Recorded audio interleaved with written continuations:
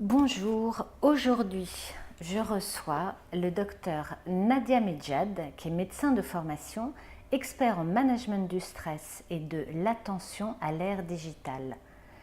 Nadia Medjad qui a coécrit Neurolearning, les neurosciences au service de la formation. Je fais l'hypothèse que c'est cette envie de partager cette connaissance, notamment par rapport aux managers, aux pédagogues, aux responsables de formation, que tu as écrit ce livre Neurolearning. En fait, ça s'est fait de fil en aiguille. C'est-à-dire que j'ai démarré mon travail sur le stress avec les entreprises et quelqu'un m'a dit mais on aimerait bien que tu nous parles du cerveau apprenant. Alors à l'époque, je n'avais pas encore creusé ce sujet, donc j'étais un peu hésitante. Et puis la personne insiste en me disant mais écoute, on trouve personne pour venir nous faire une conférence sur le cerveau apprenant. On veut juste les fondamentaux là-dessus. Donc j'ai dit écoute, je vais regarder. Et je vais voir si je peux vous apporter quelque chose. Et alors, je me suis plongée là-dedans. J'ai été voir voilà, ce que les chercheurs racontaient sur le cerveau apprenant et je trouvais des choses absolument fascinantes. Et du coup, ça m'a donné envie de développer ma connaissance sur ce champ-là. 3 choses à retenir de ce livre, uniquement 3. Qu'est-ce qui pour toi est le plus prégnant, le plus pertinent? Une espèce de résumé en 3 points de neurolearning. Ce serait quoi ces 3 choses? Alors, ben, il y en a 3 qui me viennent, on va voir, hein, peut-être qu'il y en aura un quatrième.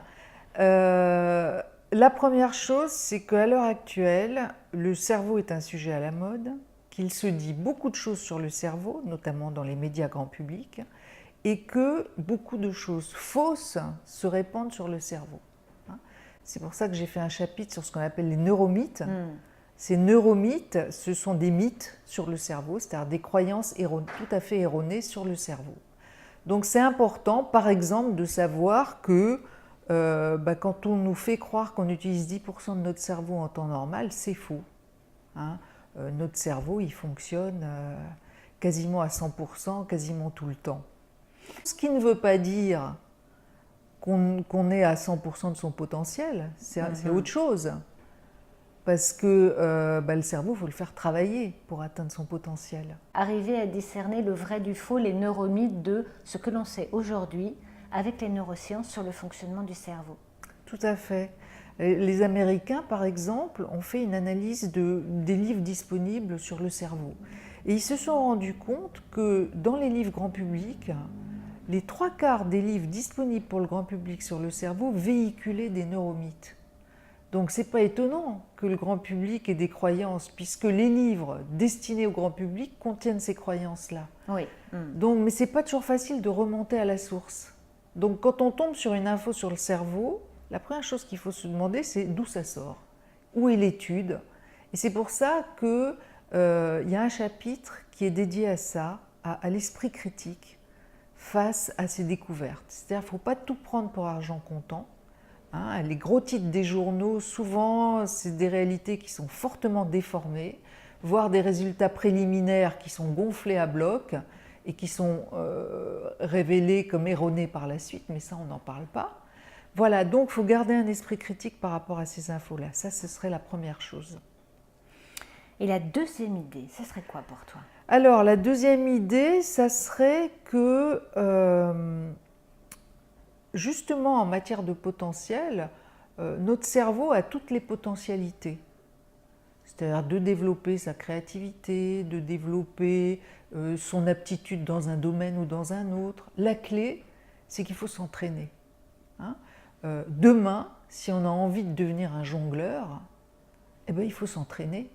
Et on a montré que quand on se met à jongler, il y a des zones du cerveau qui se modifient.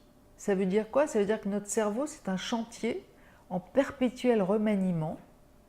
Il y a des choses qui se construisent, il y a des choses qui se défont, et ça, c'est lié à la vie qu'on mène et à ce qu'on fait. Donc, on peut tout apprendre à condition de s'entraîner. Donc, quand on catalogue quelqu'un comme pas matheux ou pas bon pour les langues ou pas créatif, ben, en réalité, c'est une personne qui ne s'est pas suffisamment entraînée dans ce domaine-là. Alors ce que je retiens de ce que tu dis, c'est qu'à la fois ça dépend beaucoup de notre environnement et des stimulations finalement. Oui. Et est-ce que ça veut dire que si j'ai 80 ans, je peux encore apprendre à jongler ou c'est trop tard? Oh non, non, tu peux apprendre à jongler à 80 ans, hein. Alors, ça sera peut-être un peu moins facile et un peu moins rapide que si tu avais 12 ans, mais tu vas y arriver, hein. Si tu es en bonne santé, évidemment, hein, et que tu peux utiliser tes bras normalement. On peut donc apprendre à tout âge. Absolument à tout âge, et il y a même une bonne nouvelle, c'est que plus on apprend, plus on maintient la jeunesse de son cerveau. Parce qu'il y a quelque chose qu'on appelle la réserve cognitive, qui est que quand on apprend beaucoup, on se fait des nouvelles connexions neuronales qui constituent une réserve qui est là pour nous aider à rester jeunes au niveau cérébral plus longtemps. Ça, c'est une très bonne nouvelle et c'est la deuxième idée à retenir. Qu'est-ce que tu nous proposes comme troisième idée à retenir du neurolearning? Alors la troisième idée, et c'est ma favorite, c'est le rôle des émotions dans l'apprentissage et dans tout ce que nous faisons dans la vie. Voilà. Les émotions sont au cœur de tout. Les émotions sont la clé de voûte de notre motivation. Qu'est-ce qui fait qu'on va faire ce choix plutôt que celui-là? Ce sont nos émotions qui vont dicter ça, même si on se raconte autre chose. C'est-à-dire on peut se raconter à soi-même que pour telle et telle raison on a fait ce choix. Hein, on peut même en être convaincu.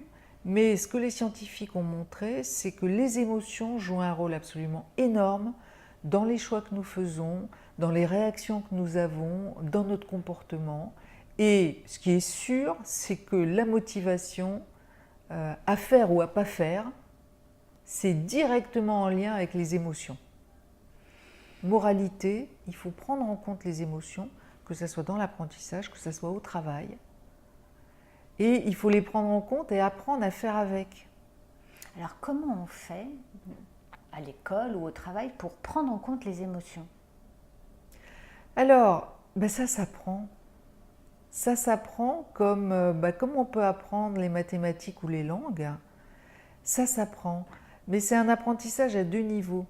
C'est-à-dire, c'est un apprentissage où il faut comprendre ce qui se passe, comprendre de quoi il s'agit. Et ça, c'est l'apprentissage cognitif, hein, c'est-à-dire, on va dire par la pensée, pour faire un raccourci. Et en même temps, il faut expérimenter, parce qu'il y a aussi un apprentissage émotionnel qui va avec. C'est-à-dire, il ne faut pas se contenter de dire, voilà, dans telle situation, si je veux éviter un conflit, par exemple, il va falloir que je dise ça. Bon, savoir ce qu'il faut faire, c'est une chose, le faire, c'en est une autre. Donc il va falloir beaucoup s'entraîner. Hein, par exemple, comment je fais pour calmer une montée d'énervement quand je suis face à quelqu'un? On peut connaître la réponse, maintenant c'est autre chose d'arriver à le faire. Et de même que pour apprendre une langue, on répète, hein, et on s'entraîne, et avec les émotions c'est pareil, et ça s'apprend à gérer les émotions. Mais pour ça, il faut passer par certaines étapes. Il faut déjà apprendre à repérer les émotions chez soi, repérer ce qui se passe chez soi. Souvent on est coupé de nos émotions, hein, parce qu'on nous a plutôt appris à réprimer nos émotions, ce qui n'est pas bon. Et une fois qu'on les a identifiées, il faut décider de ce qu'on va en faire. Il faut apprendre à les réguler, mais bon, tout ça c'est un autre sujet.